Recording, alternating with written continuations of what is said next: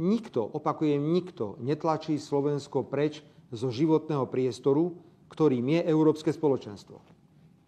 Treba ale vidieť, že v tomto spoločenstve začínajú dominovať sebecké národné záujmy veľkých a nezmyselné a geopolitické ciele.